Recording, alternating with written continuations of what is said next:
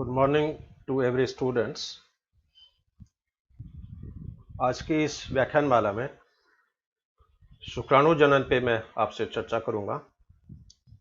Embryology की इस व्याख्यानमाला की सीरीज में पूर्व में मैंने 4 व्याख्यान डिलीवर किए हैं, जिसमें introduction to embryology, embryology and human welfare, branches of embryology और हिस्ट्री ऑफ एम्ब्रियोलॉजी। तो क्लासिकल एम्ब्रियोलॉजी का जो पार्ट था वो कंप्लीट हो गया है। अब हर स्टेप पे मैं इंडिविजुअल एक एक करके एक एक चैप्टर पे मैं आपसे चर्चा करूंगा। तो आज का जो अपना टॉपिक रहेगा वो है स्पर्मेटोजेनेसिस या शुक्राणु जनन। My self doctor K C. Soni, associate professor in zoology, government Lohia college Churu. एक बार मैं आप सभी का वेलकम करता हूँ। आप सभी को मैं मेरी तरफ से गुड मॉर्निंग, हाय, हेलो। इस व्याख्यानमाला में मुख्य 4 पहलुओं पे मैं चर्चा करूंगा। हालांकि पूरा व्याख्यान बहुत लंबा है, लेकिन कुछ एस्पेक्ट को मैं बहुत शॉर्ट में लूंगा और कुछ एस्पेक्ट को मैं डिटेल में डिस्कस करूंगा। तो इसके अंदर नर जनन तंत्र की मॉर्फोलॉजी के बारे में बहुत ही शॉर्ट में मैं चर्चा करूंगा। इसके अलावा टेस्टिस में जो प्रिमोर्डियल जर्म सेल्स होती है वो कहाँ से आती है, क्या इनकी उत्पत्ति टेस्टिस में होती है या टेस्टिस के बाहर से होती है। तो origin and migration of primordial germ cells, इस पे एग्जाम में क्वेश्चंस आते हैं। और स्पर्मेटोजेनेसिस के मैकेनिज्म, ये आज के व्याख्यान का मुख्य पार्ट इसमें रहेगा। और शुक्राणु जनन का नियंत्रण कैसे होता है, रेगुलेशन कैसे होता है। नर जनन तंत्र में एक जोड़ी टेस्टिस होते हैं। टेस्टिस से फिर ये वास डिफरेंस निकलती है, वास डिफरेंस निकलती है, ये सेमिनल वेसाइकल्स में जाके खुलती है और ये फिर पेनिस के द्वारा शरीर के बाहर निष्कासित हो जाती है। इनकी पूरी डिटेल में मैं यहाँ चर्चा नहीं करूँगा, केवल मैंने पार्ट्स इसमें आप में शेयर किए हैं। इसमें टेस्टिस जो है ये प्राइमरी सेक्स ऑर्गन होता है और टेस्टिस के अलावा जितनी भी रचनाएं हैं वो सारी सेकेंडरी सेक्स ऑर्गन्स होती है। ये हिस्टोलॉजिकल पार्ट जैसे दिखाया है टेस्टिस की लोकेशन का। ये टेस्टिस का सेक्शन है और टेस्टिस में इस तरह के हजारों सेप्टम्स होते हैं, छोटे छोटे कंपार्टमेंट। इन कंपार्टमेंट के अंदर सेमिनिफेरस ट्यूबुल्स उपस्थित रहती है, शुक्राणु जनक नलिकाएं, और शुक्राणु का निर्माण इन्हीं के अंदर होता है। ये पुनः इसका एक ग्राफिकल डायग्राम दिखाया है। इसमें सेप्टम है और सेप्टम्स में अंदर हजारों सेमिनिफेरस ट्यूबुल्स है जो कि 1 से 2 मीटर तक लंबी होती है। इन शुक्र नलिकाओं से एक जाल बनता है जिसे हिलिटेड टेस्टिस कहते हैं और इनकी फ्रंट डक्ट जो होती है वो एपिडेडाइमिस बनाती है। एपिडेडाइमिस फिर ये वास डिफरेंस के द्वारा ये बाहर निष्कासित होती है। ये एक कंप्यूटराइज फिगर है, कंप्यूटर एनिमेटेड फिगर है। इसके अंदर ये सेमिनिफेरस ट्यूबुल का जैसे ट्रांसफर सेक्शन दिखाया है। इसमें जो रेड कलर में जो है ये स्पर्मेटोगोनियाज हैं और सेंटर के अंदर ये जो धागे नुमा जो रचना है ये शुक्राणु को रिप्रेजेंट करती है। ये हिस्टोलॉजी की स्लाइड है टेस्टिस की और इमेटॉक्सिलिन के द्वारा रंजित की गई है और इसके अंदर भी आप देख रहे हो परिधि में ये स्पर्मेटोगोनिया है और सेंटर के अंदर ये शुक्राणु है। अब origin of primordial germ cells, primordial germ cells की उत्पत्ति कहाँ से होती है ये बहुत इंपॉर्टेंट है। अलग अलग प्राणियों में प्रिमोर्डियल जर्म सेल्स की उत्पत्ति अलग अलग प्रकार से होती है। कुछ में इस चीज़ की ओरिजिन टेस्टिस के अंदर है, कुछ में इसकी उत्पत्ति टेस्टिस के बाहर होती है।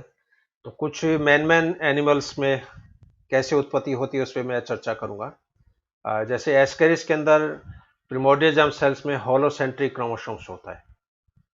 तो डेवलपमेंट के दौरान जिन कोशिकाओं में होलोसेंट्रिक क्रोमोसोम्स हों, इसका मतलब वो कोशिका आगे चलकर प्रिमोर्डियल जर्म सेल्स में कन्वर्ट होती है।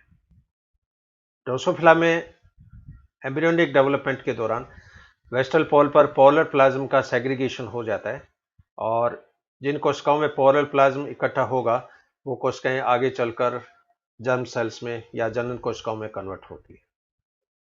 मछलियों के अंदर प्रिमोर्डियल जर्म सेल्स की उत्पत्ति एंडोडर्म से होती है। एम्फीबिया में स्पेशल पोलर प्लाज्म वेस्टल पोल पर इकट्ठा हो जाता है और ये पोलर प्लाज्मा युक्त कोशिकाएं आगे चलकर प्रिमोर्डियल जर्म सेल्स में कन्वर्ट होती है। रेप्टाइल्स में प्रिमोर्डियल जर्म सेल्स की उत्पत्ति टेस्टिस के बाहर होती है, एक्स्ट्रागोनेडल है।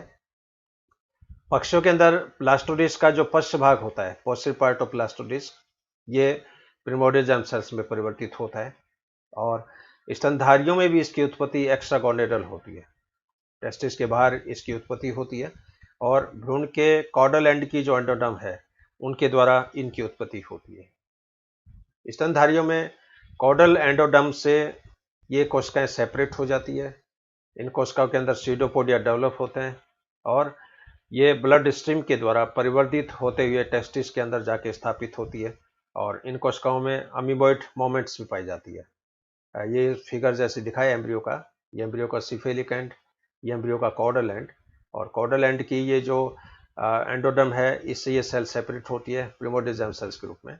और ये रक्त परिवहन के द्वारा, गोनेडल आर्टरीज के द्वारा परिवर्तित हो रहे टेस्टिस में जाकर ये स्थापित हो जाती है। ये इसमें प्रिमोर्डियल जर्म सेल्स का जैसे माइग्रेशन दिखा है, और ये फिर एम्ब्रियो के अंदर जाके स्थापित होती है। ये इसकी लेट स्टेज का जैसे फिगर है। और primordial germ cells associate with sex cord and secondary sex cord becomes seminiferous tubes. तो कुल मिला के इसमें कंक्लूजन ये निकला कि स्तनधारियों में आदि जनन कोशिकाएं जो होती है प्रिमोर्डियल जर्म सेल्स, इनकी उत्पत्ति टेस्टिस के बाहर से होती है। तो ये प्रारंभ में तो एक्स्ट्रागोनेडल है, लेकिन बाद के अंदर ये गोनेट के अंदर पाई जाती है। तो वैसे देखा जाए तो ये गोनेट की खुद की सेल नहीं है। गोनेट में वैसे 3 तरह की कोशिकाएं मिलती है, प्रिमोर्डियल जर्म सेल्स मिलती है, सर्टोली सेल्स मिलती है, लैडिंग कोशिकाएं मिलती है। तो टेस्टिस की स्वयं की जो सेल्स हैं वो दो ही है, एक तो सर्टोली सेल और एक लैडिंग सेल। प्रिमोर्डियल जर्म सेल ये टेस्टिस के बाहर से आती है और भ्रूणीय परिवर्धन के दौरान ये विकसित हो रहे टेस्टिस के अंदर आकर ये स्थापित हो जाती है। अब शुक्राणु जनन की वास्तविक जो मैकेनिज्म है, इस एस्पेक्ट पे मैं आपसे डिटेल में चर्चा करूंगा। शुक्राणु जनन की सबसे सिंपल डेफिनेशन क्या हो सकती है कि formation of sperm inside the testis by primordial germ cells. शुक्राणु के अंदर आदि जनन कोशिकाओं से शुक्राणु का निर्माण शुक्राणु जनन या स्पर्मेटोजेनेसिस कहलाता है। टेस्टिस असंख्य शुक्रजनक नलिकाओं का बना होता है, सेमिनिफेस ट्यूबुल्स का बना होता है। ये सेमिनिफेस ट्यूबुल्स ट्यूनिका प्रोप्रिया नामक आवरण से घिरी रहती है। इस ट्यूनिका प्रोप्रिया के नीचे जनन उपकला स्तर पाया जाता है, जर्मिनल एपिथीलियम। और इस जर्मिनल एपिथीलियम में दो तरह कोशिकाएं होती है, एक तो प्रिमोर्डियल जर्म सेल, एक सर्टोली सेल। एक जो अन्य कोशिका है लैडिंग सेल, ये सेमिनिफेस ट्यूबुल्स के बाहर होती है, इसलिए इसको अंतराली कोशिका के नाम से भी जाना जाता है। सर्टोली सेल को सस्टेंटिकुलर सेल्स के नाम से भी जाना जाता है। तो कुल मिला के 3 तरह की इसमें सेल्स हैं, प्रिमोर्डियल जर्म सेल्स, सर्टोली सेल और लैडिंग सेल। प्रिमोर्डियल जर्म सेल और सर्टोली सेल ये शुक्रजनक नलिका के अंदर होती है, जबकि लैडिंग सेल ये शुक्रजनक नलिका के बाहर उपस्थित होती है। इसमें प्रिमोर्डियल जर्म सेल जो है ये शुक्राणु का निर्माण करती है। इसमें माइटोसिस और मियोसिस दोनों कैपेसिटी पाई जाती है। सर्टोली सेल भ्रूणीय परिवर्तन के दौरान तो यह हार्मोन स्रावित करती है, और मुख्यतः 2 हार्मोन्स इसमें निकलते हैं, एक तो एंटीमुलेरियन हार्मोन AMH और एक इनहिबिन हार्मोन। एंटीमुलेरियन हार्मोन जो होता है ये मुलेरिन डक्ट को विकसित होने से रोकता है। यदि परिवर्धन के दौरान AMH हार्मोन स्रावित नहीं हो तो कई बार जीनोटाइप XY होते हुए भी उस बच्चे के अंदर अंडाशय बन जाती है, अंडवाहिनियां बन जाती है, और इस तरह की जो संतानें होती है वो फ्री मार्टिन के नाम से जानी जाती है। और यही सर्टोली सेल वयस्क अवस्था में शुक्राणु को पोषण प्रदान करती है। लैडिंग सेल जो है ये पूर्णतया हार्मोनल सेल्स है, एक तरह की एंडोक्राइन सेल्स है, और ये एंड्रोजन हार्मोन्स जो होते हैं जिसमें टेस्टोस्टेरोन, एंड्रोस्टेरोन्स, उनका ये स्राव करती है। तो इस तरह टेस्टिस एक प्रकार की मिक्स ग्लैंड है। ये ग्लैंड एंडोक्राइन भी है और एक्सोक्राइन भी है। एंडोक्राइन इसलिए है कि ये सेक्स हार्मोन्स का स्राव करती है, एक्सोक्राइन इसलिए है कि ये शुक्राणु का सिक्रीशंस करती है। In case of mammals, primordial germ cell is originated outside the gonad from endoderm of caudal end. They develop pseudopodia and established in mesonephric ridge of the testis. है। अब ये प्रिमोर्डियल जर्म सेल जो होती है ये बहुत तेजी से प्रोलिफरेट होती है और प्रोलिफरेट होकर ये गोनोसाइट सेल्स में कन्वर्ट हो जाती है।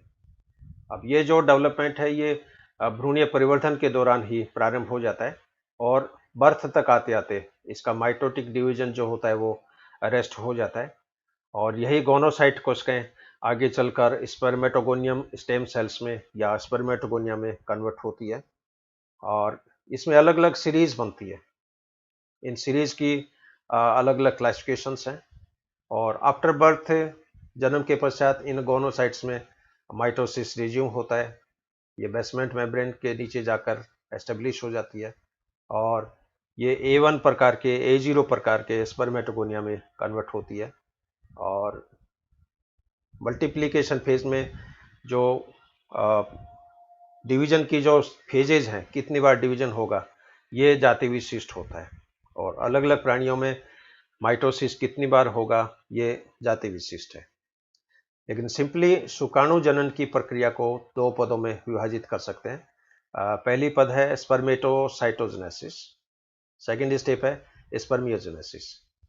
स्पर्मेटोसाइटोजेनेसिस में प्रिमोर्डियल जर्म सेल्स के द्वारा स्पर्मेटिड का निर्माण होता है जबकि स्पर्मियोजेनेसिस में स्पर्मेटिड का रूपांतरण शुक्राणु में होता है। अब यहाँ पर प्रिमोर्डियल जर्म सेल है वो डिप्लॉइड है जबकि स्पर्मेटिड हैप्लॉइड है। स्पर्मियोजेनेसिस में स्पर्मेटिड भी हैप्लॉइड है, शुक्राणु भी हैप्लॉइड है।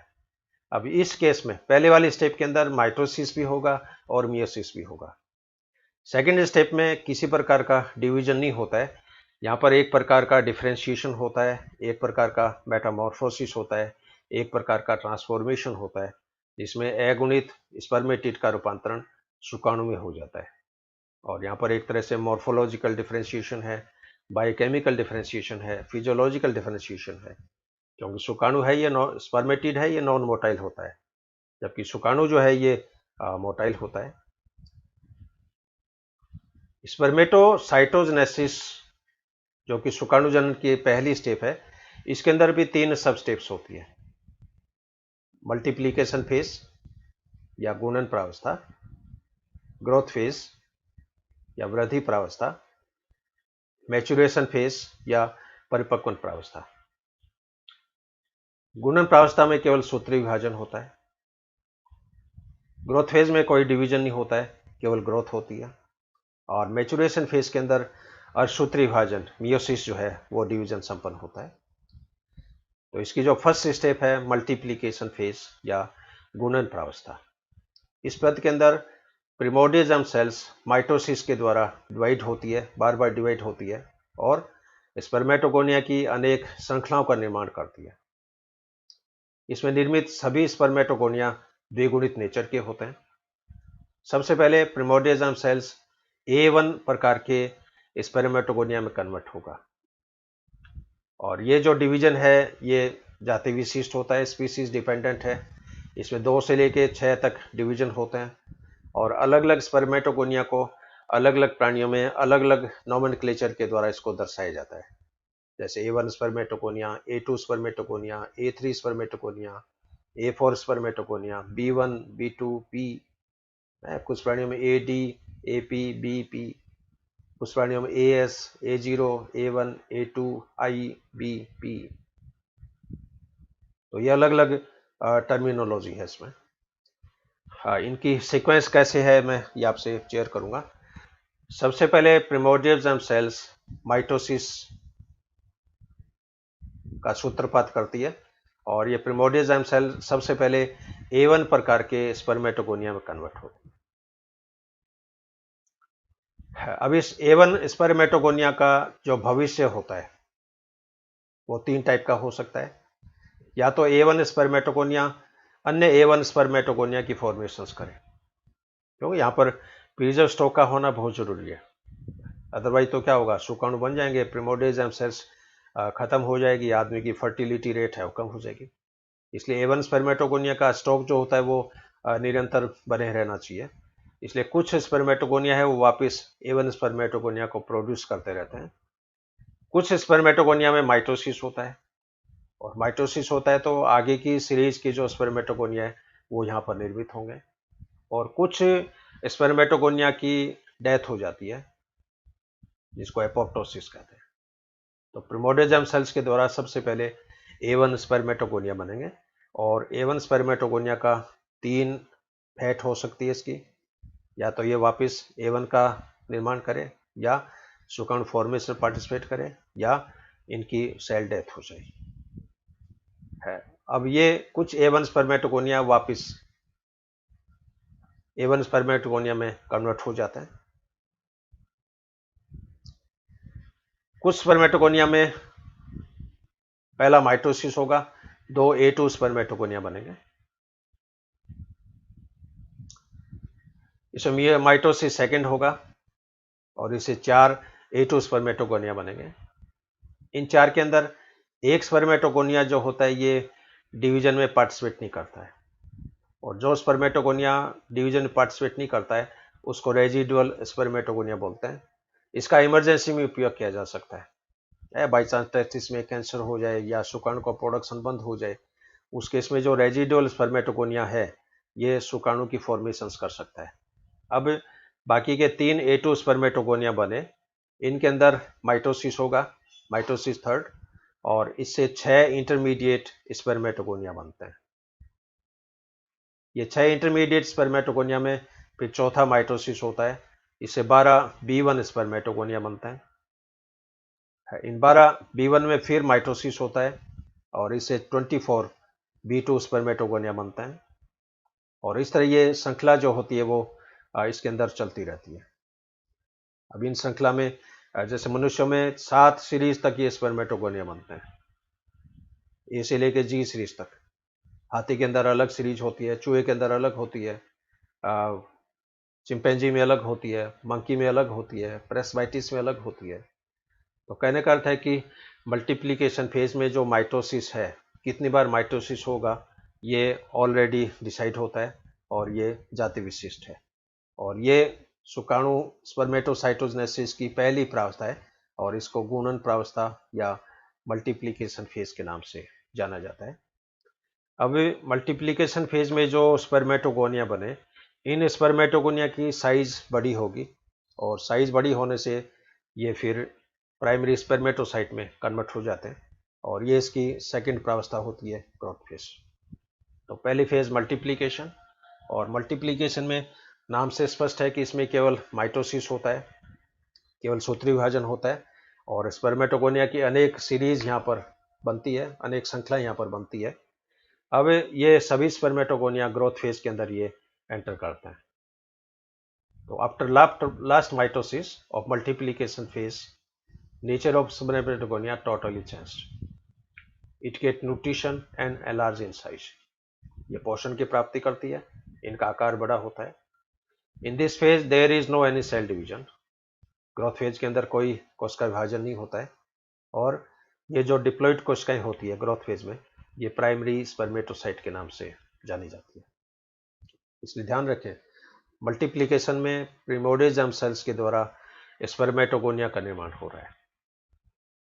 ग्रोथ फेज में स्पर्मेटोगोनिया प्राइमरी स्पर्मेटोसाइट में परिवर्तित होते हैं। मल्टीप्लिकेशन में जितनी भी सेल्स बनती है वो द्विगुणित प्रकार की है। ग्रोथ फेज में जो स्पर्मेटोगोनिया है ये भी डिप्लॉइड प्रकार के हैं। ये प्राइमरी स्पर्मेटोसाइट्स, इसकी 2-fold इंक्रीज इन साइज, आकार इसका बड़ा हो जाता है। अब ये प्राइमरी स्पर्मेटोसाइट मैच्योरेशन फेज के अंदर प्रवेश करता है, और एक्चुअल मियोसिस जो है वो इसमें यहाँ पर प्रकट होगा। तो स्पर्मेटोसाइटोजेनेसिस की तीसरी जो प्रावस्था है दैट इज मैच्योरेशन फेज या परिपक्वन प्रावस्था। In this phase primary spermatocyte undergoes for meiosis, इसके अंदर प्राइमरी स्पर्मेटोसाइट मियोसिस के अंदर प्रवेश करता है, और मियोसिस जो है ये 2 स्टेप में होता है, मियोसिस फर्स्ट, मियोसिस सेकंड। और मियोसिस फर्स्ट है वो एक्चुअल में अर्धसूत्री विभाजन होता है, इसको हेटेरोटिपिक या रिडक्शन डिवीजन भी बोलते हैं, और मियोसिस सेकंड है वो एक प्रकार से माइटोसिस ही होता है। तो मियोसिस फर्स्ट के अंदर प्राइमरी स्पर्मेटोसाइट का रूपांतरण सेकेंडरी स्पर्मेटोसाइट में हो जाता है, और ये सेकेंडरी स्पर्मेटोसाइट अगुणित प्रकार के हैं, हैप्लॉइड प्रकार के हैं। मियोसिस सेकंड में सेकेंडरी स्पर्मेटोसाइट का रूपांतरण स्पर्मेटिड में हो जाता है, और मियोसिस सेकंड है वो एक प्रकार का माइटोसिस ही होता है। इस ग्राफिकल फिगर में आप देख रहे हो प्राइमरी स्पर्मेटोसाइट में मियोसिस फर्स्ट हुआ, और मियोसिस फर्स्ट है ये एक तरह का ये रिडक्शन डिवीजन है, और इससे ये दो कोशिकाएं बनेगी, दोनों एगुणित कोशिकाएं हैं। इनको सेकेंडरी स्पर्मेटोसाइट के नाम से जाना जाता है। और मियोसिस सेकेंड में ये सेकेंडरी स्पर्मेटोसाइट ये फिर 4 कोशिकाओं में कन्वर्ट होते हैं। ये कोशिकाएं स्पर्मेटिड के नाम से जानी जाती है। और मियोसिस सेकेंड है वो एक तरह का इक्वेशनल डिवीजन है, एक तरह का ये होमोटिपिक डिवीजन है। इसमें शुक्राणुओं की संख्या के अंदर, क्रोमोसोम की संख्या के अंदर ये कोई परिवर्तन नहीं होता है। इस प्रकार स्पर्मेटोसाइटोजेनेसिस 3 पदों में संपन्न होता है। मल्टीप्लिकेशन फेज, जिसमें प्रिमोर्डिज्म सेल्स के द्वारा स्पर्मेटोगोनिया बनेंगे। ग्रोथ फेज में स्पर्मेटोसाइट का रूपांतरण, स्पर्मेटोगोनिया का रूपांतरण प्राइमरी स्पर्मेटोसाइट में हो जाता है। और मैच्योरेशन फेज में प्राइमरी स्पर्मेटोसाइट का ट्रांसफॉर्मेशन स्पर्मेटिड में हो जाता है। इस प्रकार प्रिमोर्डिज्म सेल से स्पर्मेटिड तक के निर्माण की परिघटना ये स्पर्मेटोसाइटोजेनेसिस कहलाती है। अब सेकेंड फेज में ये स्पर्मेटिड ये फिर शुक्राणु के अंदर कन्वर्ट होते हैं। अब स्पर्मेटिड जो है गोलाकार है, नॉन मोटाइल है। शुक्राणु जो होते हैं ये अंडाकार होते हैं, स्पिंडल शेप होते हैं, मोटाइल होते हैं। तो यहाँ पर एक तरह से इनका डिफरेंशिएशन हो रहा है, नॉन मोटाइल स्पर्मेटिड का मोटाइल स्पर्म में, स्पेरिकल स्पर्मेटिड का इलिप्टिकल या स्पिंडल शेप वाले स्पर्म में। और इसको एक तरह से स्पर्म का मेटामॉर्फोसिस मान सकते हैं, एक तरह से स्पर्म का डिफरेंशिएशन मान सकते हैं, एक तरह से इसका स्पर्म का ट्रांसफॉर्मेशन मानते हैं। और इस फेज में भी किसी प्रकार का कोई सेल डिवीजन नहीं होता है। ये जैसे फिगर इसमें दिखाया है, और फिगर के साथ साथ टेस्टिस में ये पूरी सीरीज दिखाई है। ये स्पर्मेटोगोनिया, स्पर्मेटोगोनिया ये फिर ये प्राइमरी स्पर्मेटोसाइट में कन्वर्ट होते हैं। मियोसिस फर्स्ट होता है, सेकेंड स्पर्मेटोसाइट बनते हैं। इसमें मियोसिस सेकेंड होता है, ये स्पर्मेटोगोनिया स्पर्मेटिड्स बनते हैं। और स्पर्मेटिड लास्ट में ये शुक्राणु में कन्वर्ट हो जाते हैं, और लास्ट में ये स्पर्म जो होता है ये सेपरेट हो जाते हैं। ये टेस्टिस का सीक्वेंशियल फिगर दिखाया इसमें, परिधि से सेंटर की तरफ। ये वही सक्सेसिव फिगर, जैसे स्पर्मेटिड। अब स्पर्मेटिड जब स्पर्म में कन्वर्ट होता है तो उसके अंदर कई तरह की चेंजिंग होती है। गोल्जी बॉडीज में चेंजिंग होती है, केंद्रक में चेंजिंग होती है, माइटोकॉन्ड्रिया में चेंजिंग होती है, तारकाई में चेंजिंग होती है, अंतःप्रदेश जालिका में चेंजिंग होती है, साइटोप्लाज्म में चेंजिंग होती है। तो ये पूरा एक स्टेप वाइज इसमें ट्रांसफॉर्मेशन है। अब ये ट्रांसफॉर्मेशन कैसे होता है इस पर मैं आपसे चर्चा करूंगा। वही सेम फिगर इसमें सीक्वेंस के रूप में दिखाया है। अब शुक्राणु जनन का सेकंड जो स्टेप है वो है स्पर्मियोजेनेसिस या स्पर्मेटिलियोसिस या डिफरेंशिएशन। इसमें स्पर्मेटिड का रूपांतरण शुक्राणु में होता है, और स्पर्मेटिड जब स्पर्म में कन्वर्ट होता है तो इसके अंदर क्या क्या चेंजिंग आती है। गोल्जी बॉडीज में चेंजिंग आती है, परफोरेटोरियम का निर्माण होता है, केंद्रक में परिवर्तन होता है, पूंछ का निर्माण होता है, माइटोकॉन्ड्रिया में चेंजिंग आती है, साइटोप्लाज्म में चेंजिंग आती है, और शुक्राणु पर एक ग्लाइकोकैलिक्स का आवरण भी बनता है। ये सभी चेंजेस मैं स्टेप बाय स्टेप डिस्कस करूंगा यहाँ पर। सबसे पहली जो चेंजिंग है वो है गोल्जी बॉडीज के अंदर। गोल्जी बॉडी जो होती है वो सिस्टर्नी और वेसाइकल्स की बनी होती है। इन वेसाइकल में एक वेसाइकल्स इलेक्ट्रॉन घनत्व पदार्थ से भर जाती है, और इस वेसाइकल को प्रोएक्रोसोमल ग्रेन्यूल या एक्रोब्लास्ट के नाम से जाना जाता है। कुछ प्राणियों में कई वेसाइकल्स आपस में मिलकर एक बड़े आकार की वेसाइकल्स बना लेती है। जब इस वेसाइकल का आकार 1 माइक्रोमीटर तक हो जाता है, 1 माइक्रोमीटर तक हो जाता है, तब ये माइग्रेट करके केंद्र के एपेक्स की तरफ जाती है, और केंद्र के ऊपर जाकर ये स्थापित हो जाती है। क्योंकि ये गोल्जी बॉडी जो है ये आगे चलकर शुक्राणु की कैप की निर्माण करेगी, शुक्राणु के एक्रोसोम्स का निर्माण करेगी, और गोल्जी बॉडी के जो बचे जो अवशेष होते हैं वो शुक्राणु में पीछे की तरफ विस्थापित हो जाते हैं, और अंत में ये साइटोप्लाज्म के द्वारा डिस्कार्ड हो जाता है। तो यहाँ पर शुक्राणु को अपना वजन भी कम करना होता है। यदि शुक्राणु का वेट ज़्यादा होगा तो ये तरल माध्यम में तैर नहीं सकता है, और इस समय ये रचना जो है वो एक शुक्राणु के लाइसोसोम के रूप में काम करती है, जिसको एक्रोसोम भी कह सकते हैं, गैलिया कैपिटिस के नाम से भी जाना जाता है और स्पर्म लाइसोसोम्स के नाम से जाना जाता है। इसके अंदर अंडे की झिल्लियों को डाइजेस्ट करने वाले, डिजोल्व करने वाले एंजाइम जो होते हैं वो पाए जाते हैं। तो कुल मिला के गोल्जी बॉडीज के द्वारा एक्रोसोम की फॉर्मेशन होगी। सेकेंड चेंजिंग, परफोरेटोरियम का निर्माण। परफोरेटोरियम क्या होता है कि केंद्रक और एक्रोसोम के बीच में खाली स्थान होता है, उस खाली स्थान को परफोरेटोरियम या सब एक्रोसोमल स्पेस के नाम से जाना जाता है। इस खाली स्थान के अंदर जी एक्टिन भरा रहता है, प्रोफाइलिन प्रोटीन्स भरा रहता है, कैल्शियम आयंस भरे रहते हैं। लेकिन यहाँ पर जी एक्टिन और प्रोफाइलिन ये दोनों आपस में कंबाइंड फॉर्म में है, जिसको प्रोफाइल एक्टिन बोलते हैं।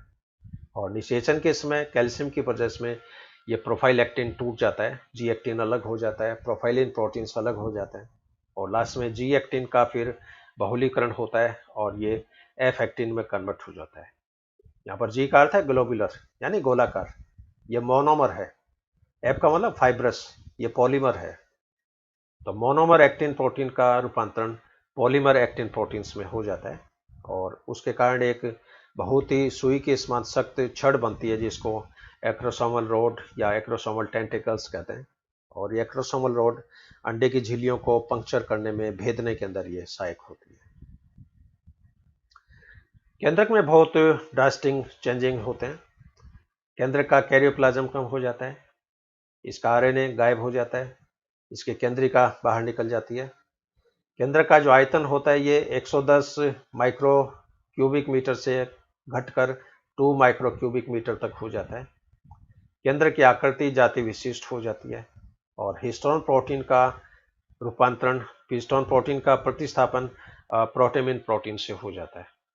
इसलिए शुक्राणु के केंद्रक में गुणसूत्रों के अंदर हिस्टोन प्रोटीन्स नहीं होती है, इसके अंदर प्रोटेमिन प्रोटीन्स पाई जाती है। और इसका मेन मकसद ये है कि ज़्यादा से ज़्यादा डीएनए को कम जगह में पैक करना। जो क्रोमोसोम शुक्राणु के अंदर क्या है, शुक्राणु वैसे ही छोटा हो गया, शुक्राणु का केंद्रक रिड्यूस हो गया, अभी छोटी जगह में इतने सारे डीएनए को कैसे पैक करें। तो पैकिंग के लिए हिस्टोन का रूपांतरण जो है वो प्रोटेमिन प्रोटीन से हो जाता है और उसे डीएनए की पैकिंग जो होती है बहुत कॉम्पैक्ट होती है, बहुत डेंस प्रकार की होती है और थोड़ी सी जगह में सारे जो 23 क्रोमोसोम्स है, यानी एक जो पूरा जीनोम है, हैप्लॉइड सेट ऑफ क्रोमोसोम, वो एक शुक्राणु के केंद्रक में आकर ये व्यवस्थित हो जाता है। टेल फॉर्मेशन में स्पर्मेटिड की जो तारकाय है वो डिवाइड होती है। तारकाय के डिवीजन से दो तारकाय बनेंगे, एक तो समीपस्थ तारकाय, एक दूरस्थ तारकाय। समीपस्थ तारकाय केंद्र के नीचे लंबवत रूप से व्यवस्थित है, दूरस्थ तारकाय समीपस्थ तारकाय के नीचे लेकिन शुक्राणु के अक्ष में प्रेजेंट है। तो दूरस्थ तारकाय है वो एक्चुअल में शुक्राणु की मेन एक्सिस बनाता है, शुक्राणु की पूंछ है वो बनाता है और फर्टिलाइजेशन के समय दूरस्थ तारकाय अंडे के अंदर प्रवेश नहीं करेगा, केवल प्रॉक्सिमल सेंट्रियोल है वही प्रवेश करता है और यही प्रॉक्सिमल सेंट्रियोल आगे अंडे के अंदर होने वाले डिवीजन के अंदर ये पार्टिसिपेट करता है। तो पूंछ का निर्माण तारकाय के द्वारा होगा। माइटोकॉन्ड्रिया में बहुत विशिष्ट परिवर्तन होते हैं और माइटोकॉन्ड्रिया चूंकि एक तरह का सेमी ऑटोनोमस ऑर्गेनेल्स है, इसके अंदर डिवीजन की कैपेसिटी पाई जाती है, मल्टीप्लिकेशन की कैपेसिटी पाई जाती है, डीएनए रेप्लिकेशन की क्षमता होती है, इसमें ट्रांसक्रिप्शन की क्षमता होती है, प्रोटीन सिंथेसिस करता है, इसमें खुद के राइबोसोम्स पाए जाते हैं। तो नंबर ऑफ माइटोकॉन्ड्रिया, स्पर्मेटिड में जो माइटोकॉन्ड्रिया है वो बार बार डिवाइड होते हैं और बार बार डिवाइड होने के कारण इन माइटोकॉन्ड्रिया की संख्या जो होती है वो बढ़ जाती है। अब ये कई माइटोकॉन्ड्रिया फिर आपस में क्या होंगे, आपस में मिल जाते हैं, इनके बीच की झिल्ली डिजोल्व हो जाती है और एक लंबा फीते के समान माइटोकॉन्ड्रिया बन जाता है, रिबन लाइक माइटोकॉन्ड्रिया, जिसे निबेन कण के नाम से जाना जाता है। और ये निबेन कण शुक्राणु के मिडिल पीस में चारों तरफ ये लिपट जाता है।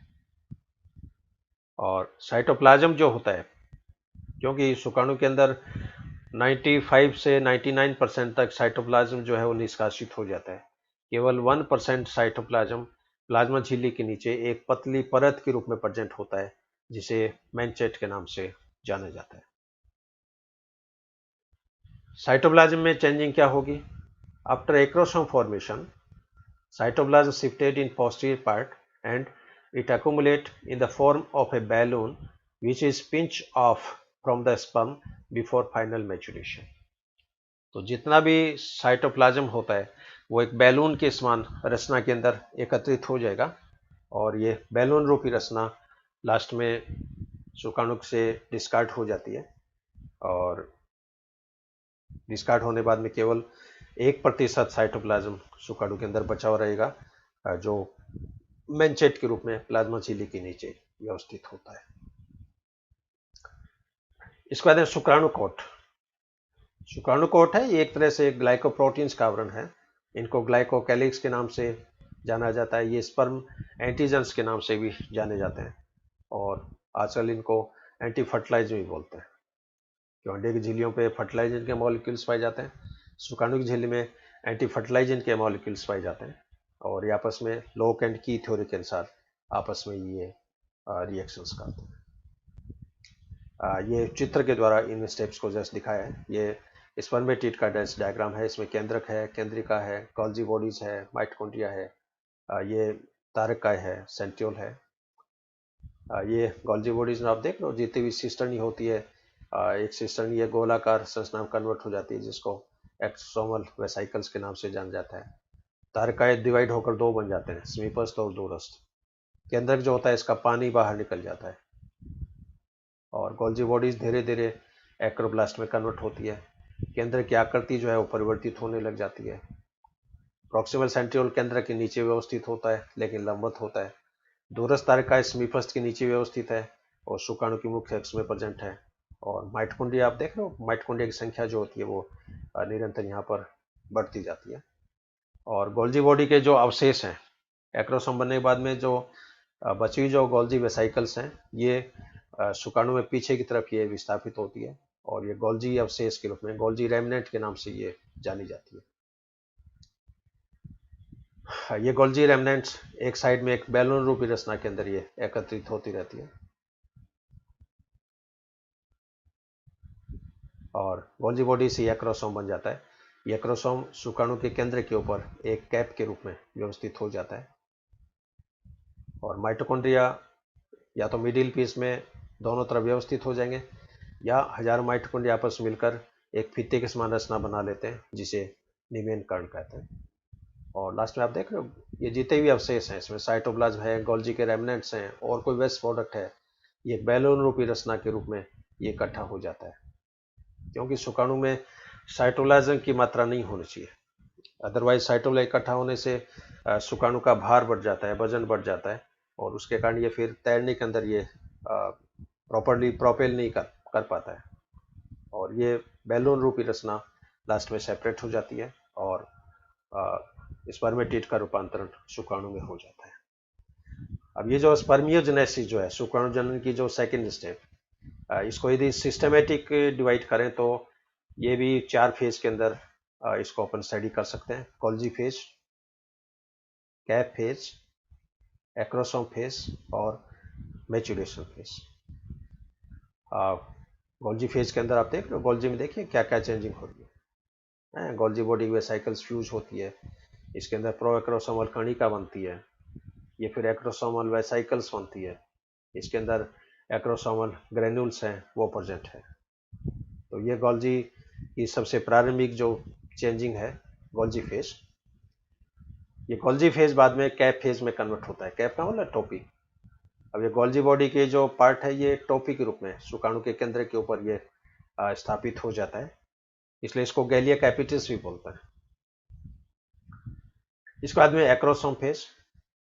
एक्रोसोम फेज का अर्थ है यहाँ पर गोल्जी बॉडी एक्रोसोम में पूर्णतः परिवर्तित हो गया है। एक्रोसोम एक प्रकार का स्पर्म का लाइसोसोम है और ये केंद्र के ऊपर एक कवर के रूप में, एक टोपी के रूप में ये प्रेजेंट है और इसके अंदर हाइड्रोलाइटिक एंजाइम्स जो होते हैं वो पाए जाते हैं जो अंडे की झिल्लियों को ये डिजोल्व करते हैं। और लास्ट में ये मैच्योरेशन फेज। मैच्योरेशन फेज में केंद्र की आकृति जाति विशिष्ट हो जाती है। केंद्र के ऊपर ये एक्रोसोम जो है कैप के रूप में व्यवस्थित हो जाता है। मिडिल पीस में माइटोकॉन्ड्रिया अरेंज हो जाते हैं और इसका पीछे का जो पार्ट है वो फ्लैजलम में या पूंछ के अंदर ये कन्वर्ट हो जाता है। तो इस तरह इसके अंदर ये 4 फेजेज हो सकती है। इसके बाद है स्पर्मिएशन। स्पर्मिएशन का अर्थ क्या है? The mature spermatozoa released from the protective Sertoli shell into the lumen of the seminiferous tubule, and this process is called spermiation. तो सेमिनिफरस ट्यूबल्स में जो शुक्राणु बने हैं वो शुक्राणु रिलीज कैसे होंगे, निर्मुक्त कैसे होंगे? तो शुक्राणु की निर्मुक्ति की जो परिघटना है इसको स्पर्मिएशन के नाम से जाना जाता है। The resulting spermatozoa are now mature but lacking motility. तो ये जो शुक्राणु है इसके अंदर गतिशीलता नहीं है, इसके अंदर फर्टिलाइजेशन की कैपेसिटी नहीं है। अब ये शुक्राणु एपिडेडाइमिस के अंदर आते हैं और एपिडेडाइमिस के अंदर इसका एक तरह से डिफरेंशिएशन होता है, जहाँ पर ये टेस्टिकुलर फ्लूइड जो है, नर जनन ग्रंथियां जो है, उन ग्रंथियों के स्राव के जब ये संपर्क में आते हैं तो इन शुक्राणु के अंदर गतिशीलता विकसित होती है, इनके अंदर पेरिस्टाल्टिक कॉन्ट्रैक्शन है वो स्टार्ट होता है और इसके अंदर फिर निषेचन की क्षमता जो होती है, फर्टिलाइज कैपेसिटी है, वो डेवलप हो जाती है और लास्ट में ये फिर सेमिनल वेसिकल्स में संग्रहित हो जाते हैं और वहाँ पर ये रिलीज होते रहते हैं। अब शुक्राणु जनन में कौन कौन से हार्मोन हैं जो इसको रेगुलेट करते हैं? इसमें मेन हार्मोन है गोनेडोट्रोपिक हार्मोन, रिलीजिंग हार्मोन। ये hormone follicle stimulating hormone, interstitial cell stimulating hormone, testosterone, inhibin, androgen binding proteins. Gonadotropic releasing hormone ये हाइपोथैलेमस के द्वारा स्रावित होता है। हाइपोथैलेमस से ये पिट्यूटरी ग्लैंड पे आता है और पिट्यूटरी ग्लैंड से फिर फॉलिकल स्टिमुलेटिंग हार्मोन और ल्यूटिजिंग हार्मोन सीक्रेट होता है।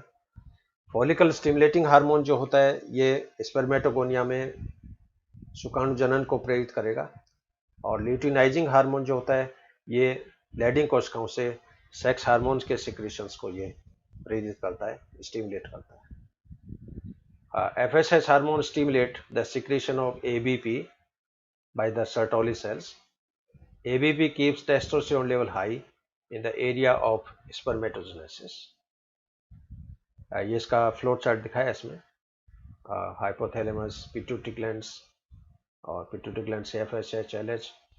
FSH होता है ये शुक्राणु जनन को प्रेरित करेगा, LH जो होता है ये लैडिंग सेल्स में जाता है और लैडिंग सेल से टेस्टोस्टेरोन हार्मोन जो सेक्स हार्मोन है वो कंट्रोल होता है। Luteinizing hormone binds to interstitial cells of the testis and stimulating testosterone release. Inhibin is a protein hormone that serves as a barometer of spermatogenesis. If the rate is too high, it is secreted and inhibit FSH. If the count is low, its secretion drops. तो inhibin hormone है वो secondary जो भ्रूणीय परिवर्धन के दौरान जो secondary sexual character develop होते हैं उनको विकसित होने से भी ये रोकता है। ये फ्लो चार्ट दिखाया है इसमें, हाइपोथैलेमस से GnRH साबित होगा, ये अग्र पिट्यूटरी पे आएगा, अग्र पिट्यूटरी से इंटरस्टिशियल सेल स्टिमुलेटिंग हार्मोन और फॉलिकल स्टिमुलेटिंग हार्मोन ये साबित होता है। ICSH है ये अंतरली कोशिकाओं पे आता है, अंतरली कोशिकाओं से टेस्टोस्टेरोन हार्मोन साबित होते हैं और ये FSH और टेस्टोस्टेरोन दोनों मिलकर सर्टोली सेल्स को भी प्रेरित करते हैं और सर्टोली सेल स्पर्मेटोजेनेसिस को सीक्रेट करती है और सर्टोली सेल से इनहिबिन हार्मोन्स है वो भी साबित होता है और यहाँ पर एक तरह का फीडबैक इनहिबिशंस भी पाया जाता है। Inhibin acts on anterior pituitary, it inhibits FSH production. Testosterone acts on hypothalamus and it inhibits the GnRH production.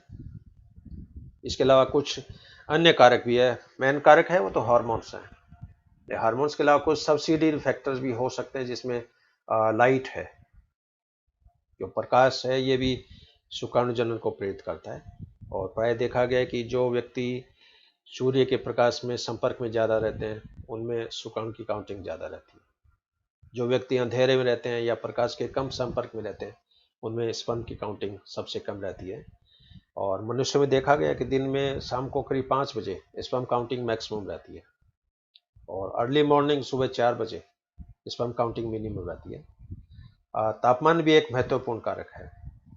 तो तापमान जो जो बढ़ेगा, स्पर्म प्रोडक्शन की दर भी बढ़ती है, लेकिन ये एक निश्चित लिमिट तक है। अब ये नहीं कि तापमान 50 डिग्री हो गया, 60 डिग्री हो गया और शुक्राणु जल निरंतर चलता रहेगा। बहुत ज़्यादा तापमान होने पर स्पर्मेटोजेनेसिस का अवमंदन भी हो जाता है। इसके अलावा प्राणी की मानसिक स्थिति जो होती है, मेंटल स्टेटस, उस पर भी डिपेंड करती है। क्योंकि मेंटल स्टेटस यदि हेल्दी है तो शुक्राणु भी हेल्दी प्रोड्यूस होंगे। इसके अलावा न्यूट्रिशन, प्राणी का खान पान कैसा है, उसकी डाइट में कौन कौन से विटामिन हैं, कौन से एंजाइम्स हैं, कौन कौन सी इसमें पोषक पदार्थ है वो लिए जा रहे हैं। तो अच्छा न्यूट्रिशन है तो स्पर्म भी हेल्दी प्रोड्यूस होंगे। तो ये एक शॉर्ट में ये व्याख्यान मैंने आपसे शेयर किया है शुक्राणु जनन। और अब से मैं एम्ब्रियोलॉजी के जो प्रत्येक चैप्टर्स हैं, ये जो एक्चुअल चैप्टर है ये आज से स्टार्ट हुआ है, स्पर्मेटोजेनेसिस। इसके बाद में शुक्राणु पे मेरा व्याख्यान रहेगा, फिर oogenesis पे रहेगा, अंडों की टाइप्स और अंडों की स्ट्रक्चर पे रहेगा, फिर इन दोनों मेल और फीमेल गैमेट का फ्यूजन होता है तो फर्टिलाइजेशन पे एक अपना व्याख्यान रहेगा।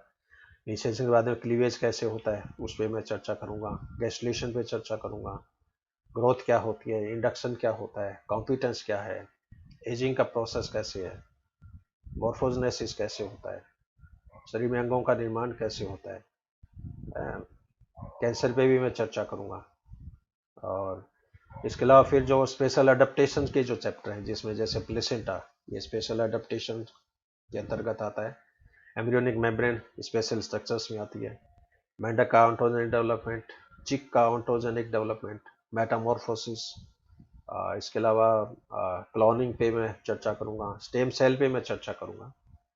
तो आगे वाली जो व्याख्यानमाला की जो सीरीज है बहुत ही इंटरेस्टिंग है, और आप लगातार टच में बने रहिए। इस चैनल को आप सब्सक्राइब करिए अपने, और जो विद्यार्थी मित्र है उनको भी आप प्रेरित करें और ज़्यादा से ज़्यादा इस व्याख्यानमाला की सीरीज का फ़ायदा उठाएं, ताकि हमारे डिपार्टमेंट के द्वारा जो मेहनत की गई है, जो वीडियो बनाए जा रहे हैं, उसका सोसाइटी को फ़ायदा मिले, साइंस के स्टूडेंट्स को फ़ायदा मिले, यही हमारा मेन मकसद है। और आपकी कोई क्वेरीज हो, कोई क्वेश्चन हो इस चैप्टर से रिलेटेड, तो आप मुझे व्हाट्सएप कर सकते हैं, दूरभाष पे वार्ता कर सकते हैं, ईमेल के द्वारा आप संपर्क कर सकते हैं। अपने व्याख्यान बहुत ध्यान से सुना, इसके लिए मैं एक बार आपका पुनः हाईली थैंक्स टू यू, और हैव ए गुड डे।